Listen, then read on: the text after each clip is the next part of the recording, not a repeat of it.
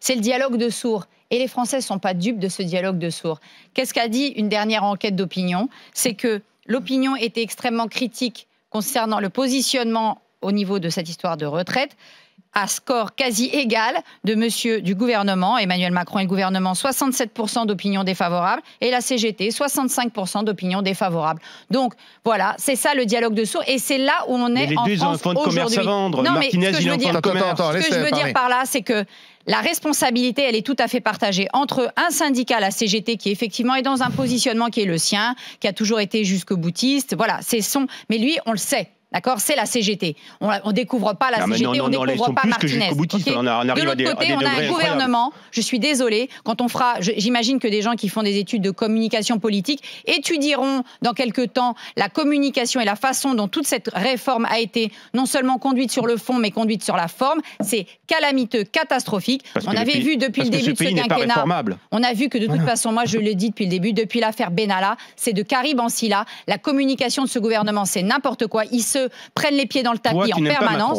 Non, mais je dis en particulier que depuis l'affaire Benalla, on sent que ça navigue à vue, c'est au doigt mouillé. Et cette réforme des retraites, elle était importante pour le gouvernement. Moi, j'y suis défavorable dans sa forme, mais elle était importante pour ce gouvernement, justement dans l'optique de 2022 et dans le grand storytelling du réformateur. La France, on la transforme. La réalité, c'est qu'ils sont en train de se planter parce qu'ils se sont complètement... ils ont fait une communication lamentable et l'opinion le montre. Elle est ni pour le gouvernement, ni pour la CGT. Et il y a d'ailleurs 54% d'opinion défavorable pour la CFDT.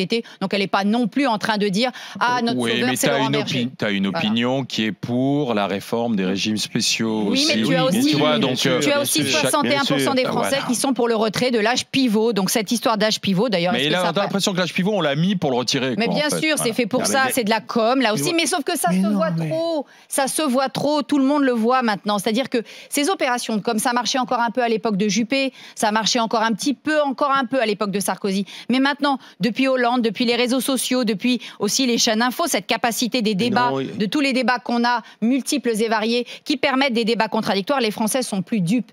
Alors, est-ce qu'à ton avis, on a un regain de la mobilisation sur les 2 jours à venir ou pas? C'est possible. C'est possible, en tout cas, aujourd'hui, jeudi et samedi. Chez les enseignants, oui. On est presque à 40% de grévistes chez les enseignants, en particulier en primaire, dans le premier degré. Donc oui, il est possible qu'il y ait un regain. Je ne sais pas si ce regain durera, mais il y aura un regain. Et c'est ça qui est problématique. C'est cette espèce de fièvre continue. Quand vous avez la fièvre et que vous faites des pics de fièvre, mais qu'après vous revenez à un état normal, ça va. Mais quand vous avez une fièvre qui s'étale et qui continue, ça veut dire que le mal est profond. Si vous avez on parle de 36 jours de grève. C'est Astérix en Hispanie. Je retiens ma respiration tant que j'ai pas ce que je veux. Excuse-moi, quand tu as 39,5 de fièvre pendant 36 jours, le médecin te dit là, il y a un truc qui va pas. Quand tu as un pic à 40, mais que tu retombes le lendemain à 37, ça va mieux. Il y a un truc qui va pas. Ceux qui ont la fièvre, les syndicats instrumentalisent cette grève, ils en ont besoin pour exister aujourd'hui. Le problème, c'est un problème de fond.